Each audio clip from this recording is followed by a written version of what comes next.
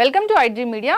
So ప్రస్తుతం భూమి మీద మగపిల్లల సంఖ్య తగ్గిపోతుంది. ఇక భవిష్యత్తులో మగపిల్లలే పుట్టరు అనే ప్రమాదం కూడా పొంచి ఉందట. దీనికి కారణం ఏంటంటే మగవారిలో వై క్రోమోజోమ్ అనేది తగ్గిపోతూ ఉందని ఒక అధ్యయనం తేల్చింది. సో ఇది అందరినీ ఆందోళనకు గురి చేస్తున్న విషయం. మరి దీనిలో నిజమెంత వివరాలు తెలుసుకుందాం. మనతో పాటు ప్రముఖ న్యూరోసర్జన్ డాక్టర్ రంగనాథం గారు ఈస్టర్ ప్రైమ్ హాస్పిటల్ నుంచి ఉన్నారు. డాక్టర్ గారు నమస్తే అండి. నమస్తే డాక్టర్ గారు, ఇంకా మగపిల్లలు పుట్టరు, వై క్రోమోజోమ్ అంతరించిపోతుంది, మగజాతి మనుగడే ఉండదు అని చెప్తూ ఉన్నారు. మనుగడే ఇన్ ద సెన్స్ ఇంకా మగపిల్లలు ఉండరు అని. ఏంటి డాక్టర్ గారు అది? ఇది ప్రతి సంవత్సరం వస్తున్న తంతండి. ఎందుకో గాని అంటే ఎవరైనా మగజాతికి విరుద్ధంగాను పని చేస్తున్నారా అని అన్నట్టు అనిపిస్తుంది. ఎందుకంటే ప్రతి సంవత్సరం ఇలాంటిది ఒకసారి రావడం, అది కనుమరుగైపోవడం, మళ్ళీ నెక్స్ట్ ఇయర్ రావడం వార్త. ఇప్పుడు హిందూ ధర్మంలో బ్రహ్మ మనుషుల్ని, ఆ తర్వాత స్త్రీలని పుట్టించాడు. క్రైస్తవ శాస్త్రం బైబిల్లో యాడమ్ అండ్ ఈవ్ అని ప్రపంచం అక్కడి నుంచి మొదలైంది. అక్కడ ఆడమ్ నుంచే ఈవ్ వచ్చారంటారు, మగవాడి నుంచే స్త్రీ వచ్చింది. సరే, ఇస్లాం ఏదైతే ఖురాన్ ప్రకారం యాడమ్ అండ్ హవా, వాళ్ళు ఈవ్ అనరు, హవా. ఆ యాడమ్ని క్లే అంటే ఒక బంక మట్టి నుంచి ఆయన తయారు చేసి దానికి ఒక రూపం ఇచ్చాడు, ప్రాణం పోశాడు అల్లా అని. సృష్టి మొత్తం మీద ఏం చెప్పినా అంటే ఏ ధర్మంలోనైనా కానీ మానవుడు ఉండాలంటే, మానవ తాలూకా సంతతి జాతి ఉండాలంటే మనిషి తర్వాత మగవాడు ఆడది ఉండాలి కదండి. లేకపోతే ఈ సృష్టి ఎలాగండి, ఈ ప్రపంచం ఎలా నడుస్తుంది? అయితే వాళ్ళు చెప్పడానికి కారణం కూడా పూర్తిగా లేకపోలేదు సుమా. ఏ కారణం వల్ల నీతో కానీ అంటే నేనేదో మగ స్త్రీ ద్వేషం కాకపోయినా కానీ సృష్టికర్త కూడా కొంచెం మగవాళ్ళని చిన్న చూపు చూస్తున్నాడేమో నాకు అనిపిస్తుంది. ఒక 160-160 మిలియన్ల క్రితం అట ఎక్స్ క్రోమోజోమ్, వై క్రోమోజోమ్ రెండు ఒకటే సైజులో ఉండేదట. అసలు ఎక్స్ క్రోమో, వై క్రోమోజోమ్ చెప్పే ముందు మనిషిలో 46 క్రోమోజోమ్లు ఉంటాయి, అంటే 23 జతలు. అది శాస్త్రం. 22 జతలు అయితే ఒకే తీరులో ఒకే ఉంటాయి, వాటిని ఆటోజోమ్స్ అంటారు. ఈ మిగతా రెండు ఏవైతే ఉన్నావో ఒకటి ఎక్స్, ఒకటి వై, ఇది సెక్స్ క్రోమోజోమ్, ఇది అమెరికా. 2 ఎక్స్లు ఉంటే ప్రతీతి అందరూ చెప్పేది ఏంటంటే స్త్రీ జరుగుతుందని. ఒక ఎక్స్ ఒక వై ఉంటే మగవాడు జన్మిస్తాడు, బిడ్డ మగవాడని. ఇది జన్యుపరంగా శాస్త్రం, జెనెటిక్స్ ప్రకారం శాస్త్రం. అలాంటిది ఈ వై క్రోమోజోమ్ గురించి ఏం జరుగుతుందంటే, ఇందాక చెప్పినట్టుగా 160 మిలియన్ల సంవత్సరం క్రితం రెండు ఒకటే సైజులు ఉన్నాయట.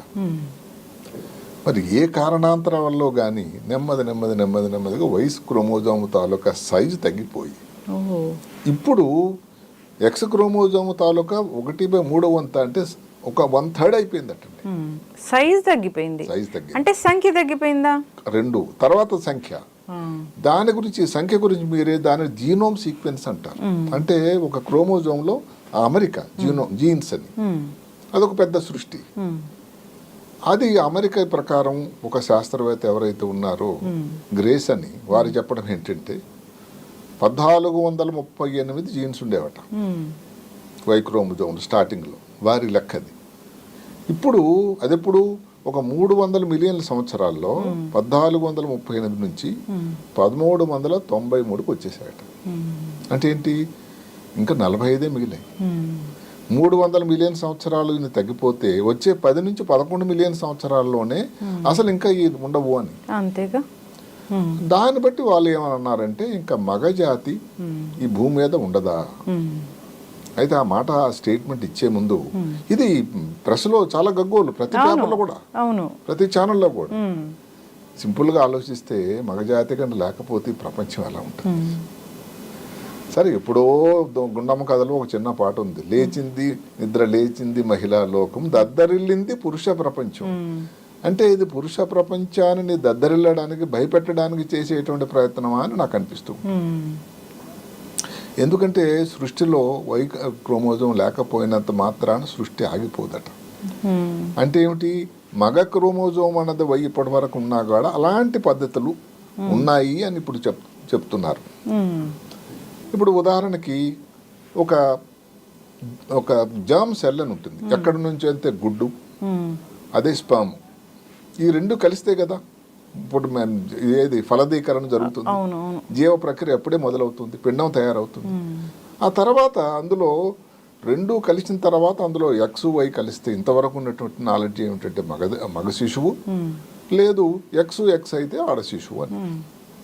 ఇక్కడ ఒక చిన్న విషయం జరుగుతుంది, ఒక ప్రక్రియ ఉంది, ఇది సృష్టిదే, మియోసిస్ అని. ఆ మియోసిస్ అంటే ఏమిటి? నార్మల్గా ప్రతి క్రోమోజోము ఒక జత ఉంటుంది, కానీ ఈ ఏదైతే ఫలదీకరణ జరగడానికి సగం క్రోమోజోములే ఉంటాయట. అంటే 46కు బదులు 23 ఉంటాయి. ఎందుకంటే అవి మళ్ళీ ఇంకోసారి డివైడ్ అవ్వాలి. అంటే 23 2 సార్లు డివైడ్ అయితే 46 అవుతుంది కదా. అప్పుడు నార్మల్ క్రోమోజోమ్ సరిపోతుంది. సరే, శిశువు ఏ శిశువు అన్నది మన చేతిలో లేదు. అట్లాంటిది అదే కానీ కాకపోతే 46 ముందు నుంచి ఉండి మళ్ళీ డివైడ్ అయితే 92 అయిపోతాయి కదా. అంటే సృష్టికి వ్యతిరేకం కదా. అందుకని ఈ మియోసిస్ ప్రక్రియ అన్నది జరుగుతూ ఉంటుంది. ఇంకా ఒక 2 మాటలు మనం మాట్లాడుకోవాలి. జెనెటిక్ మ్యూటేషన్ అని అసలు ఈ మాట ఎందుకు వచ్చింది అని చెప్పడానికి. జెనెటిక్ మ్యూటేషన్ అంటే ఏదైతే మనం జీనోమ్ సీక్వెన్స్ ఏదైతే అనుకున్నామో అందులో కొన్ని ప్రతిసారి వైరస్ ఎలాగైతే మ్యూటేషన్ అయింది అని మనం చెప్పుకున్నామో అలాగే మారుతూ ఉంటాయట. అది అవసరం కూడా. కానీ హద్దు దాటి కానీ ఏదో మోతాదు దాటి కానీ పెరిగింది అనుకోండి మ్యూటేషన్, అది ప్రమాదం కదా. ఏదైనా జెనెటిక్ డిజార్డర్స్ రావడం, జబ్బులు లేనిపోవడం అన్నీ వస్తూ ఉంటాయి. అలా వచ్చిన అవును.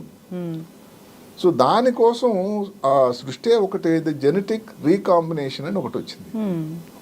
అంటే 2 క్రోమోజోములు ఉన్నాయి. ఈ క్రోమోజోమ్లో ఉండేటువంటి డిఎన్ఏ ఏదో కొన్ని ఎంజైమ్స్ దానిని ముక్కలు చేసేస్తుందట. చేసేసి పక్కనున్న క్రోమోజోము చేరవేస్తుంది. అదొక ఎవరి ప్రమేయం లేకుండా జరిగే ప్రక్రియ. అలాగే జరిగి 2 కొత్త క్రోమోజోములు తయారవుతాయి. ఎలాంటి క్రోమోజోములు? 2 పనితీరు వేరు వేరు. ఈ రీకాంబినేషన్, జెనెటిక్ రీకాంబినేషన్ ఎందుకు ముఖ్యమంటే ఈ మ్యూటేషన్ జరుగుతుంది. ఏదైతే ప్రమాదకరమైనవి తయారవుతూ ఉన్న శరీరంలో, అదే కానీ మరి మనం బయటకు తీయకపోతే ప్రాణానికే ప్రమాదమే. సరిగదా, కొత్త కొత్త జబ్బులు వచ్చేదానికి ఆస్కారం ఉంది. ఇక్కడ మళ్ళీ సృష్టి తాలూక విస్తరణ అంటే స్త్రీకి ముందు ఫర్వగా ఎలా చేస్తున్నారంటే 2 ఎక్స్ క్రోమోజోములు జరుగుతూ ఉంటాయి. ఈ ఎక్స్ క్రోమోజోములు 2 ఉండడం వల్ల ఏం జరుగుతుంటుంది? 2 క్రోమోజోములు కలిసి ఈ మ్యూటేషన్ వల్ల వచ్చిన చెడు పదార్థాలను వేరు పాడేయడానికి సరిపోతుంది. 2 వై క్రోమోజోములు ఇంతవరకు లేవు. ఎక్స్ వై ఉంది కానీ 2 వై క్రోమోజోములు లేవు. దయచేసి అందరూ గమనించండి. ఈ 2 వై క్రోమోజోమ్ లేనప్పుడు ఇక మిగిలింది ఏంటి? ఏకాకిగా 1 వై క్రోమోజోమ్. ఎంతవరకు తీస్తుంది ఈ చెడు పదార్థాలు? తీసి విసిగిపోయి ఇంకా చివరికి ఆ వై క్రోమోజోమా డిజింటిగ్రేట్ అయిపోయి ఒక స్టేజ్లో కనబడకన్నా అయిపోతుంది. అసలు జరుగుతున్నది ఇది, ఏది జన్యుపరంగా శాస్త్రం ప్రకారం. అందువలన ఇప్పుడు శాస్త్రవేత్తలు ఏమిటంటే అది లాంగ్ రన్లో ఇంకా మగజాతికి అంతరించిపోయేదానికి ఆస్కారం ఉందా అని ఒక అనుమానం అయితే పెట్టారు. అయితే సృష్టితాల గొప్పతనం ఏమిటంటే దానికి విరుగుడు కూడా వచ్చింది. మళ్ళీ జపాన్ నుంచి ఒక గొప్ప పరిశోధన వచ్చింది. ఎసాటో కురుకోవా అని ఒక లేడీ సైంటిస్టే, ఆమె జెనెటిసిస్ట్. ఆమె చాలా గొప్ప పరిశోధన. ఇది నేషనల్ సైన్స్ ప్రొసీడింగ్స్ అన్న దాంట్లో ఒక పరిశోధన పత్రం వచ్చింది. ఆమె మానవుల గురించి ఇవన్నీ ఎలాగ అందరూ చెప్తున్నారులే అని స్పైనీ ర్యాట్స్ అని ఉన్నాయటంటే మామీ స్పైనీ ర్యాట్స్ అని వాటి మీద పరిశోధన చేశారు. ఎందుకనంటే అక్కడ వై క్రోమోజోములు ఆ ర్యాట్స్కి లేవట ఎలుకల్లో. కానీ మగ ఎలుకలు ఉన్నాయి, ఆడ ఎలుకలు ఉన్నాయి. చూసారా? అంటే ఏదో తేడా ఉండాలి వీటిలో అని. అంటే వై క్రోమోజోము తాలూకా పనిచేసేటువంటివి ఎక్స్ క్రోమోజోముల్లోనే ఉన్నాయి. ఓకే. అయితే ఎక్స్ క్రోమోజోములో ఎక్కడుంది, నిజంగా ఉందా లేదా అని నెక్స్ట్ పరిశోధన స్టెప్.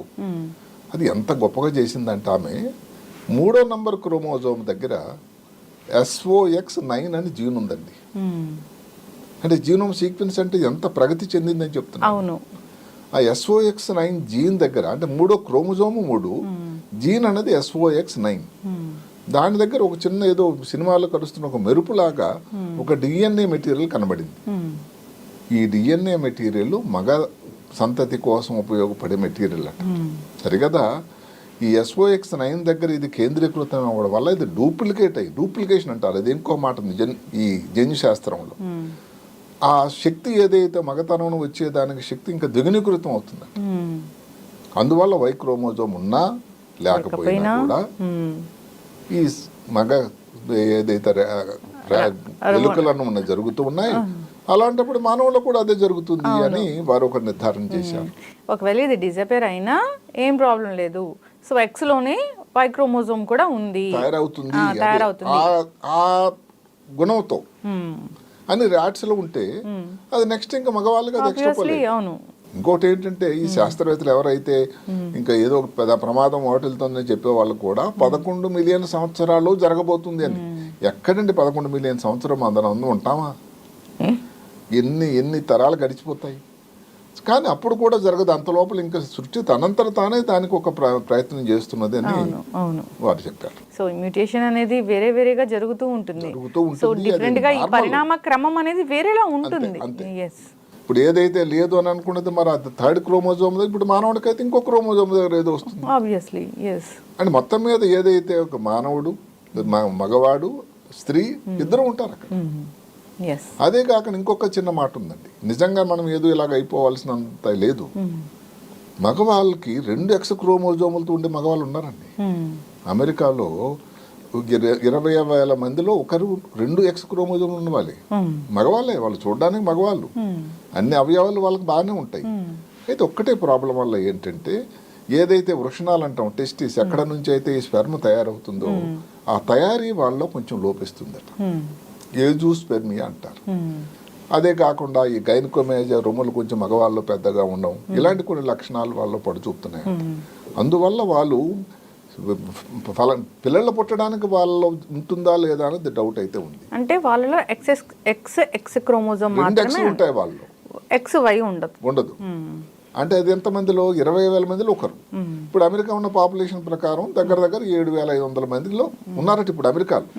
ఇప్పుడు మన దేశంలో రండి, మనం అలాగే చూసుకున్నట్టయితే ఇప్పుడు ఇంతమంది కోట్ల ప్రజల్లో దగ్గర 75,000 మంది ప్రజలు ఉన్నారు. అంటే వీళ్ళలో ఎంతమందికి పిల్లలు ఉన్నారు లేదో అని ఇంకా పెద్ద పెద్ద స్టడీ చేయాల్సి ఉంటుంది. అంటే వీళ్ళ నుంచి బేబీస్ వస్తే ఆ బేబీస్ కూడా XX బేబీసే వస్తారా? అది ఇంకా పరిశోధనలు రాలేదు. మొత్తం మీద ఏంటంటే అసలు బేబీలు పుట్టడానికి ఏదైతే స్పెర్మ్ అన్నది అవసరమో, గుడ్డు ఎలాగైతే ఉంటుందో స్త్రీ నుంచి స్పెర్మ్ అనేది అవసరం కదా, రెండు కలిస్తే కదా జరుగుతుంది. ఆ స్పెర్మ్ అన్నది కౌంట్ తక్కువైపోయి దానిని ఆంగ్లంలో ఏజూస్పెర్మియా అంటారు. కౌంట్ తగ్గిపోయింది అంటారు, స్పెర్మ్ కౌంట్. అందువల్ల వాళ్ళలో పిల్లలు ఎంతమంది పుడతారు ఎందుకంటే ఉన్న శాతం తక్కువ. దాని మీద ఇంకా ఆ దృష్టి పెట్టి పరిశోధన జరగలేదు. నేను కూడా అది కూడా దృష్టి పెట్టి పరిశోధన చేస్తారు. మొత్తం మీద ఇప్పుడున్న సమాచారం బట్టి అంతవరకు వాళ్ళ పిల్లలు పుడుతున్నారా లేదా, ఎంతమందికి పిల్లలు పుడుతున్నారు, పుడితే ఎలాంటి పిల్లలు, వాళ్ళకు అంగవైకల్యం ఉందా లేదా, ఇవన్నీ మనం తర్వాత చెప్పుకోవాల్సింది. మొత్తం మీద 2 ఎక్స్ జీన్ క్రోమోజోమ్స్ తో ఉండే మగవారు కూడా ఉన్నారు ప్రపంచంలో. అయితే డాక్టర్ గారు ఇప్పుడు ఇలాంటి ఆర్టికల్స్ వస్తూ ఉంటాయి. సో ఇలా వచ్చినప్పుడు అందరు భయపడిపోతూ ఉంటారు. కలవరం మొదలైంది ఆల్రెడీ. సో నిజంగానే అంతరించిపోతుందా ఎట్లా ఏంటి అనేది. సో అయితే సైంటిఫికల్గా ప్రూవెన్ అనేది ఉంది. సో ఎక్స్ క్రోమోజోమ్స్లోనే వై క్రోమోజోమ్ కూడా ఇంక్లూడ్ అయి ఉంది ఆ ర్యాట్స్లో. సో అట్లాగే అవుతుంది మిలియన్ ఇయర్స్ తర్వాత, ఇప్పుడు కాదు. అందుకనే ఆ మహానుభావుడు శాస్త్రవేత్త ఏందో, మగవాళ్ళు మీకు అభయస్తం ఇస్తున్నా, ఏం భయపడకండి, ఇంకా మీరు తప్పకుండా ఈ ప్రపంచంలో ఉంటారు, ఇదేదో ఆఖరి రోజు వచ్చేలేదు, ఏం భయపడకండి అని ఆయన చాలా సంతోషకరమైన వార్త మగజాతికి అందరు కూడా ఇచ్చాడు. మొత్తం మీద ఏమిటంటే హాస్యాస్పదం పక్కన తీసి పెడితే, మొదట మనం స్టార్టింగ్లో అనుకున్నట్టే ఇది ప్రపంచం నడవాలి అంటే అక్కడ ఏ శాస్త్రం, ఏ సిద్ధాంతం, క్రైస్తవ సిద్ధాంతం లేదా ఇస్లాం ఖురాన్ కానీ, బ్రహ్మ పురాణం దాని కానీ, మగవాడు స్త్రీ లేకుండా అసలు సంతతి ఎలా అవుతుందండి, ప్రపంచం ఎలా నడుస్తుంది? మీరు ఆడమని ఇవిని పెట్టండి, మగవాడు స్త్రీ అని చెప్పండి, పేర్లు ఏది పెట్టండి, అందువల్ల ఇదేదో నా ప్రకారం కూడా ఇది అంతరించిపోవడానికి ఆస్కారం అయితే అనిపించటం లేదు. వాళ్ళు ఏంటంటే ఒక కౌంటింగ్ చేసి ఒక మ్యాథమెటికల్ ఫార్ములా దాన్ని ఎక్స్పోలేట్ చేశారు. అంటే 300 మిలియన్ సంవత్సరాల్లో 1398 గానికి కరిగిపోయినట్టయితే వై క్రోమోజోములో జీన్స్ ఇంకా 10 మిలియన్ సంవత్సరాల్లో 45 పోతాయి కదా అని ఒక లాజిక్ ఉపయోగించారు. అది మ్యాథమెటికల్ ఫార్ములా తప్ప అది మెడికల్ సైన్స్లో అది వర్తిస్తుందా అనేది మనం చూడాలి. ఖచ్చితంగా డాక్టర్ గారు చాలా చక్కగా చెప్పారండి. ఏదైతే వైరల్ అవుతుందో ఈ ఇష్యూ అనేది, సో అది మిలియన్ ఇయర్స్ తర్వాత జరుగుతుందా జరగదా అనేది ఒక ప్రెడిక్షన్ మాత్రమే. సో అప్పటికి ఎన్నో రకాల మ్యూటేషన్స్ జరగవచ్చు, ఎన్నో రకాల పరిణామాలు జరగవచ్చు. సో అప్పటికి సైన్స్ చాలా డెవలప్ అవ్వచ్చు. సో ఇప్పుడు జరుగుతున్న దాంట్లో కూడా అది ఏమీ అంతరించిపోయినట్లు ఏం కనపడలేదు. ఇందులో లేశమంతా నిజం ఉన్నా సైన్స్ ప్రకారం దానికి పెద్ద పట్టు లేదు. ఎస్, ఏదైతే ర్యాట్స్ లో జరిగిందో దాంట్లో ఇన్విజిబుల్ గా ఉంది వై క్రోమోజోమ్ అనేది తెలుస్తుంది మనకి. ఏదైనా కానీ గొప్ప గొప్ప ప్రయోగాలన్నీ ఫస్ట్ ర్యాట్స్ లోనే జరిగాయి కదండి. తర్వాత ఇప్పుడు పెద్ద పెద్ద జంతువుల మీద చేయడానికి ఆస్కారం లేదు. ఎనిమల్ వాళ్ళ తాలూకు సపోర్టింగ్స్ వాళ్ళందరూ కూడా ప్రియులందరూ కూడా ఇది పెడతారు. అందుకని ప్రయోగాలన్నీ కూడా ర్యాట్స్ లోనే జరుగుతున్నాయి. వారు చాలా గొప్ప ప్రయోగం చేశారు. ఎంతవరకు నిర్బంధంగా చెప్పారంటే అన్ని ఎక్స్ క్రోమోజోములుండి కూడా మగ ఎలుకలు ఆడ ఎలుకలు ఉన్నాయి అంటే అర్థం ఏంటి? జరుగుతూ ఉంది ఆ ప్రక్రియ. అవును, ఆబ్వియస్లీ మీరు అన్నట్లు అమెరికాలో కొంతమంది, ఇక్కడ కొంతమంది వేల సంఖ్యలో కూడా ఉన్నారు. వాళ్ళలో ఇప్పుడు ఏంటంటే ఈ జెనెటిక్ కోడింగ్ అని ఒకటి వచ్చిందని ఇప్పుడు కొన్ని జబ్బులు కూడా చేస్తున్నారు. అది అలాంటిది ఇప్పుడు మాటకి ఇప్పుడు XX తో మగవాళ్ళే ఉన్నారనుకోండి, ఏమో జెన్యు కోడింగ్ చేసి వాళ్ళని ఉండొచ్చు, అడ్జస్ట్మెంట్ ఏదో చేస్తారేమో ఏదో ఒక క్రోమోజోమ్ కి. ఇప్పుడు ఈ ర్యాట్ లో కూడా మయామి ర్యాట్ లో కూడా ఇంకొక మోలోవెల్ ర్యాట్ కూడా ఉందట అక్కడే జపాన్ లోనే, అందులో కూడా ఇదే పద్ధతి. సో ఏదైతే ఒక్క క్రోమోజోమ్ 3లో ఈ SOX9 జీన్ ఒక్కటే, దానితో మగ ఎలుకలో పుట్టడానికి సరిపోతుంటే ఇంక ఇబ్బంది ఏంటి చెప్పండి. ఖచ్చితంగా డాక్టర్ గారు, సైన్స్ అనేది రోజు రోజుకి అభివృద్ధి చెందుతూ ఉంది. సో అయితే దీనికి సంబంధించి కూడా ఇంకా జరగచ్చు. సో జెనెటిక్స్ కూడా చాలా మన దగ్గర కూడా అభివృద్ధి చెందే ఉంది. సైంటిఫికల్ గా అది చాలా అభివృద్ధి చెందే ఉంది. గర్భవతిగా ఉన్నప్పుడు ఎంతో మంది జెనెటిక్ టెస్టింగ్ చేసుకుని చిన్న చిన్న అనుమానాలను నివృత్తి చేసుకుంటారు. అవును ఎస్. అలాంటిది ఈ రోజున ఏదో ఒకప్పుడు లాగా ఎక్కడో ఉందని కాదు, ఆ సౌకర్యం మన రాష్ట్రంలో కూడా ఉంది. కాబట్టి భయపడాల్సింది అయితే లేదు. దానికి ఏది ఇబ్బంది అని పడుచూపుతుంది అనగానే తొందరగానే సత్వరంగా కానీ చర్య తీసుకున్నట్టయితే దాన్ని ఆనకట్ట వేయడానికి కూడా జెనెటిక్ కోడింగ్ లాంటిది అవన్నీ చాలా ఉపయోగపడుతూ ఉన్నాయి. అదొక పెద్ద జెనెటిక్ ఇంజనీరింగ్ కొద్ది సబ్జెక్ట్ అండి. అవును డాక్టర్ గారు, ఎస్ ఖచ్చితంగా అండి. సో అది మనం ఇంకా నేను అనుకోవడం ఇప్పుడు ఇలాంటి స్టోరీలు వచ్చిన తర్వాత జెనెటిక్ ఇంజనీరింగ్ తాలూకా ముఖ్యత ఇంకా పెరుగుతుంది. అవును ఎస్ ఖచ్చితంగా అండి. చక్కటి ఇన్ఫర్మేషన్ డాక్టర్ గారు. సో మగజాతి అయితే ఏం అంతరించిపోదు, భయపడాల్సిన అవసరం అయితే లేదు. ఎస్, ఈ వార్త విన్నప్పటి నుంచి అందరూ కలవరపడుతూ ఉన్నారు. సో అసలు దీంట్లో వాస్తవం లేదనే అనుకోవాలి.